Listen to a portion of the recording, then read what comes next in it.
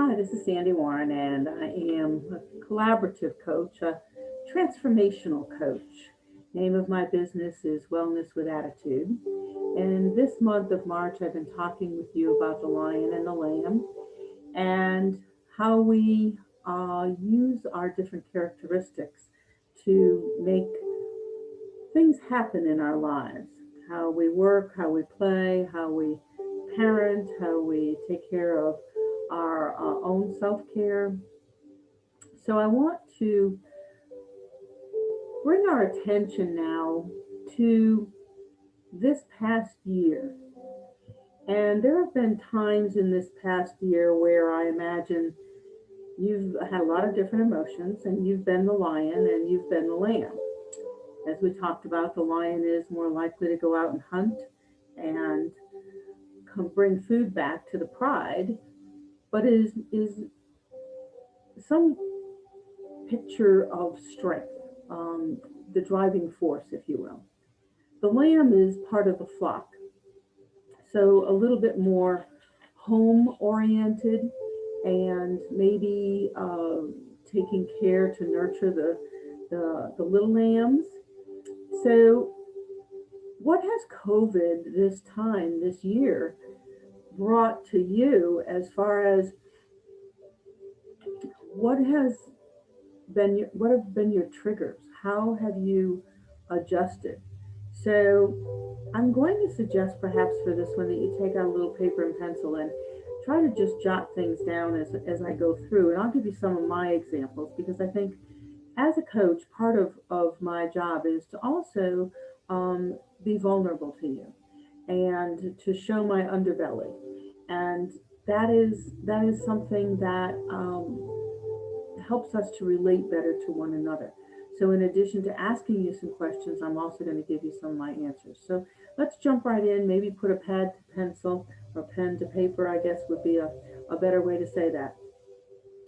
So, what what do you like about right now? So, just thinking where you are right here, you've been through some changes, some adjustments. So, what are you liking about right now? And you may be able to just toss this out just super quickly and be able to really give yourself a whole list of what you're liking right now. For me, I've learned how to use Zoom. Obviously, here I am. But I've learned how to use it not just for business, but I've also learned how to use it to bring our family together. Email is a comfortable means of communication for me. I kind of like to write, but I've noticed that I'm getting more communication back. Texts seem to be everybody's favorite. They're not mine, but I have learned more about how to use text and how efficient they can be. Still not a fan of group texts. Um, I just think feelings can get hurt and things are accidentally said and you sent it to the wrong person. So you have to be a little careful with that one. But the other thing that I found that I really like about right now is the pictures, particularly of my grandchildren.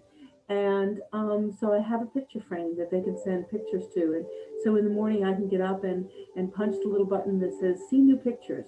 And so it's a way, we're social animals. So it's a way to stay in contact, to keep that vibrancy of family and friends and the love that's shared there alive. So the next question would be, what was your most difficult change?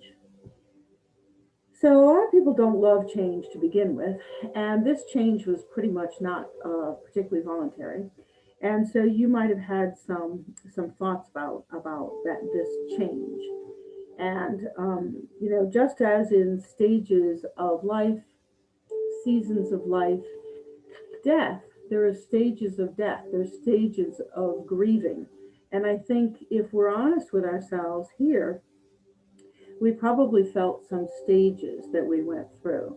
And so maybe they were anger, perhaps fear. There's a lot of information coming at you. Perhaps loss. Maybe you physically lost your job and your income, or maybe you were now working from home and you lost all the associations that you had when you were at work. So it's real.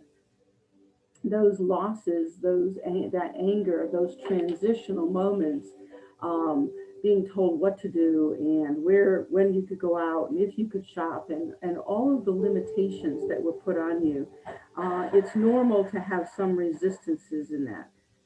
So, what was your most difficult change? Is the question. So, what action did you take to change your daily activities or to change your mindset?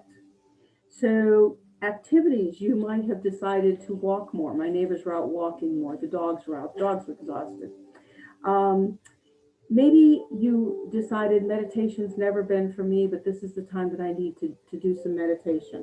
Perhaps in the morning when you're quiet in your mind was a time to sit or lie in bed or go to your favorite corner and just think about your day. Maybe set a picture in the day of how for the day of how you wanted it to go. Perhaps you changed their physical activities. A lot of people got a treadmill or an elliptical machine. We got an elliptical machine. And so, what physical activities did you change or adjust? And what did you maybe start to do with your family? Maybe you started to do jumping jacks with your kids, or you had a competition on who could hold plank the longest. So, whatever it might have been, with the gyms closed, we had to take that activity into our home. Maybe you started watching more videos on TV.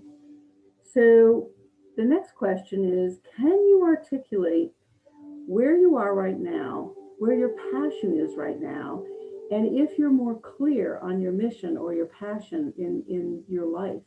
Did some of the chatter go away? Did some of the distractions go away? Are you more clear right now for what you want to accomplish or your goals or your timetables or your choice to not work as much or to travel or to camp or to whatever it might be? Write down what are those passions that maybe you can articulate more clearly here. For myself, I was doing body centric coaching primarily to help my yoga students learn what their body was trying to teach them, where their pain was coming from. But I have decided that my life coaching certification, my transformational coaching skills, the coaching that I can do, I was resistant to start another business. I didn't want to be distracted from all my yoga students and my yoga classes. But now that I've had to, and this is where my sadness came in, my loss came in, I had to close the studio and I've reopened on a very limited basis. And we did take yoga outside. But at the time, I was really focused on my yoga students and that path and career.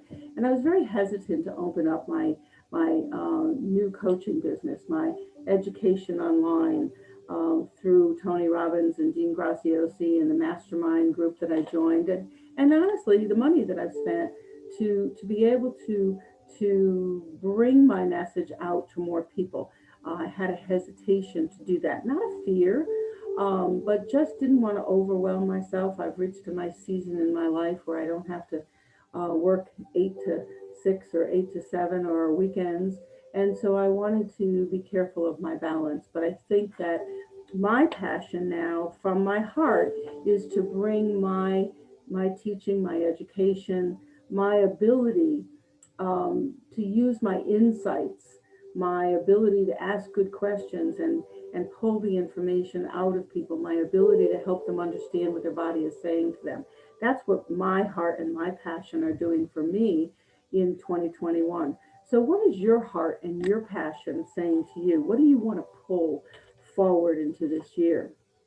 And if there's something that's holding you back, if it's am I good enough? Do I know enough? Is my knowledge deep enough? Am I an imposter? Can I do this? Who will want my services? Who will think that what I have to offer is good enough?